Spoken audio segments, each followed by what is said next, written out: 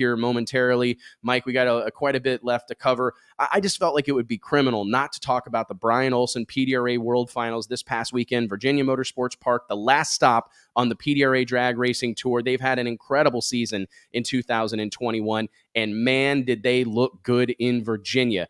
I counted watching along on the flowracing.com live feed, Mike, I think there was like 16 3.6 second runs in the first round of eliminations of Pro Nitrous and Pro Boost. I'm telling you, we just spent the last however long talking about MPK, talking about NHRA Pro Mod, talking about Pro Stock, but dude, do not sleep on the competition level that exists in the PDRA's marquee categories right now. I don't know the last time I've been that impressed by, I'm a storyline guy. I like to talk about the things that are happening away from the track or kind of the backstory or whatever makes these moments meaningful.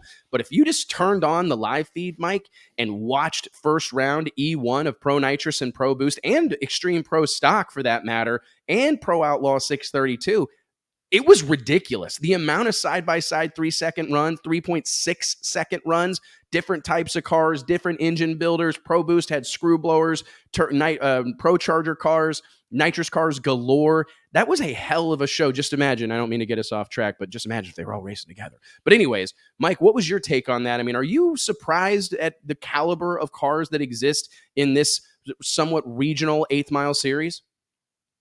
I'm not. I mean, we talked about it. These guys are building these cars, letting it all hang out for this series. It's not something that they're filling in while they go try to run a different series. And these series, PDRA, I think, leads the way along with Midwest Pro Mod as far as regional Pro Mod series. There's always been local Quick 8 Pro Mods here on the East Coast. You've got PSCA type stuff on the West Coast.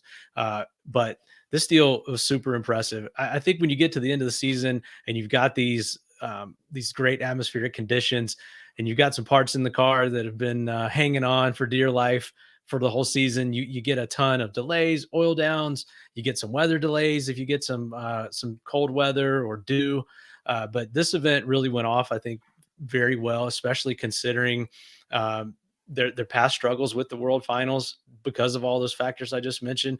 But this was super impressive. I remember we were talking about it over the weekend, how impressive that round of racing was, how impressive these cars are. You had Pro Stock that went John DeFlorian 4 flat with a 0, still knocking on that 3-second barrier. So kudos to PDRA. And what a way to wrap up the season. And now they go into their most impressive thing of the year. Shout out to Judy Franklin for their PDRA banquet. The PDRA banquet is second to none. It's like the best banquet in the game. Like, and really I was going to say this because I think it's worth mentioning. We had this conversation offline, but I thought, you know what? I've got to say this out loud because it needs to be said.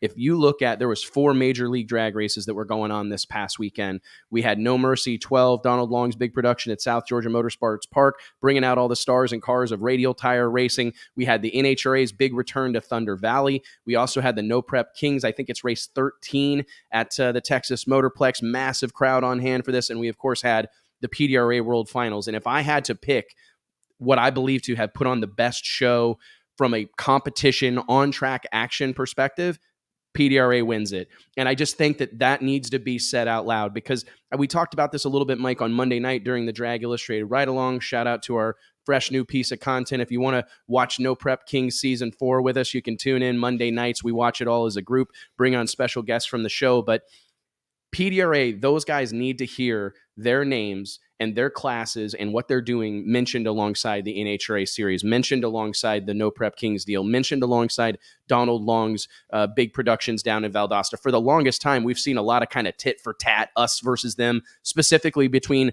Pro Mod cars, big tires and bars, and the radial world. You know, Donald's, repping for his guys. You got Tyler Crossnow at different times, myself repping for the big tire and bar guys.